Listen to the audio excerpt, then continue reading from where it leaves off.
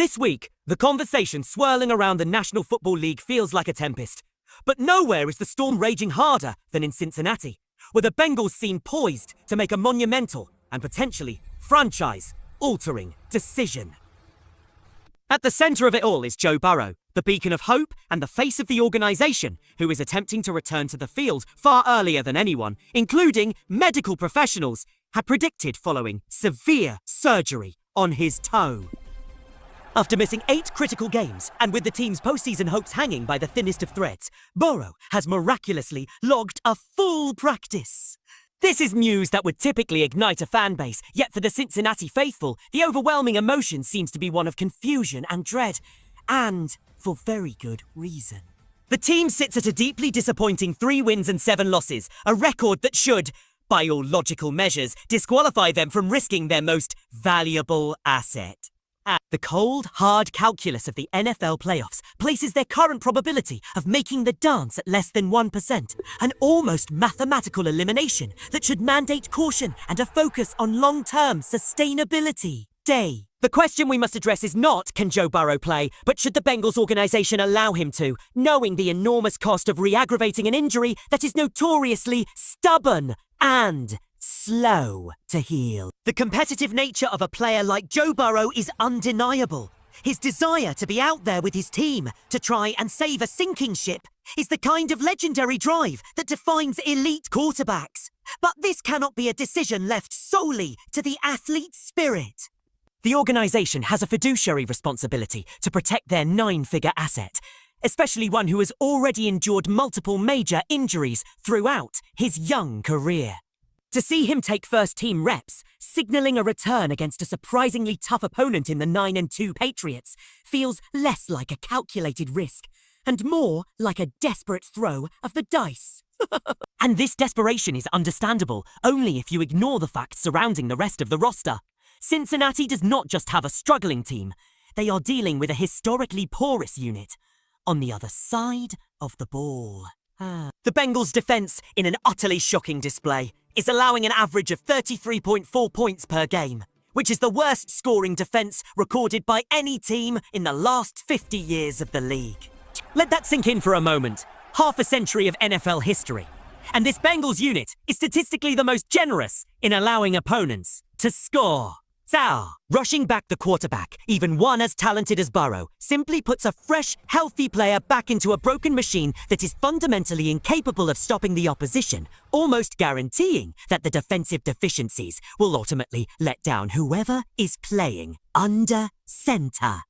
The outcome, then, is a high-risk scenario for the player with a near 0% chance of a meaningful reward for the team. Shifting focus to another high-stakes player decision that has sparked drama this week, we look at the curious case of Joe Mixon and the Houston Texans. Just as news broke regarding Burrow's status, NFL insider Ian Rappaport reported that Mixon, who has been sidelined all season with a foot injury, was not expected to return this year, likely remaining on the physically unable to perform list. This seemed like a foregone conclusion. Mixon hasn't practiced, and the team, under coach D'Amico Ryans, has been frustratingly vague about his health status all season. However, the story took an immediate and public twist when Mixon himself took to social media to directly challenge the report, posting a message that questioned how the journalist could possibly know more about his body than he does. While Mixon did not explicitly deny or confirm his return, he certainly left the door wide open for speculation, giving fans a faint hope that he might be activated. This public pushback against a well-connected reporter is noteworthy, as Rappaport usually operates with highly reliable information, though he has, even recently, been incorrect on injury timelines. Regardless, the Texans are a bottom 10 rushing team who could certainly use a boost in their backfield, even with the flashes shown by Woody Marks, and Mixon's late-season addition could provide some much-needed depth. However, the recent waiver of running back Dameon Pierce suggests the Texans are moving in a different direction, or perhaps just making space on the roster. But as Pierce has been a healthy scratch for much of the season anyway. The drama extended further across the league, moving from the injury reports to the coaching staff of a developing quarterback. The Minnesota Vikings have had their own ups and downs with rookie quarterback J.J. McCarthy, whose mechanics and efficiency have been under intense scrutiny. Following a loss to the Chicago Bears, a social media scuffle erupted between McCarthy's longtime personal quarterback coach, Greg Holtcomb, and former Vikings legend, Hall of Famer Chris Carter. Or, after a close final drive where McCarthy led a go-ahead touchdown, a different reporter praised his clutch gene, ignoring the 2 interceptions and abysmal 50% completion rate he posted for the first 59 minutes of the game. Ha! Carter simply responded with a pointed thumb-down emoji, acknowledging the struggles that preceded the final moments. This set off Holtcomb, who publicly, and rather aggressively, responded by calling the Hall of Famer an offensive slur. This level of unprofessionalism, coupled with the immediate deletion of the reply, created a terrible look for everyone involved. Holtcomb later posted a written apology, only to delete that as well, claiming he was asked to remove it, a move that only added fuel to the fire.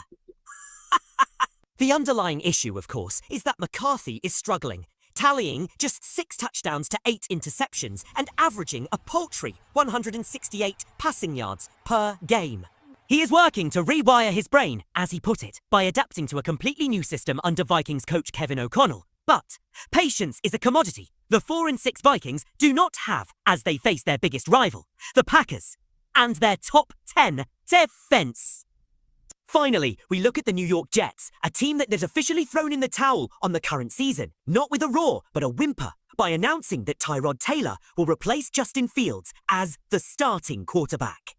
The move signals a clear pivot towards next season, driven not just by Fields' poor performance, his 23rd ranking in completion percentage, 30th in QBR, fodder, and the embarrassing comparison of having the same number of touchdowns as a player who has played 6 fewer games, but by a desire for organizational clarity. The Jets are dead last in passing yards and sit at a dismal 2-8.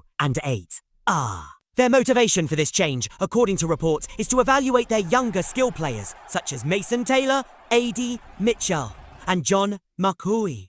The front office believes that Taylor, as a more traditional passer than the mobile Fields, can get these receivers more involved in the offense, thereby giving the organization a clearer picture of their wide receiver room heading into the 2026 season.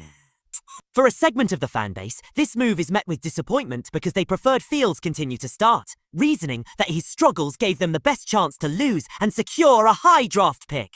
They're not looking to win now. They are looking for answers for the future. Yet, even as they attempt to evaluate new personnel, they face a red-hot Baltimore Ravens team, making Taylor's debut a significant challenge. Ultimately, the entire league is facing a moment of reckoning, whether it's the Bengals making a desperate high-stakes health gamble, or the Jets making a low-stakes, future-focused personnel move.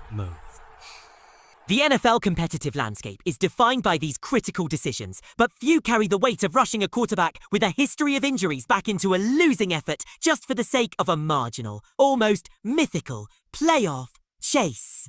So, the prudent move is patience, yet it seems to be the one quality the Cincinnati Bengals organization has completely run out of.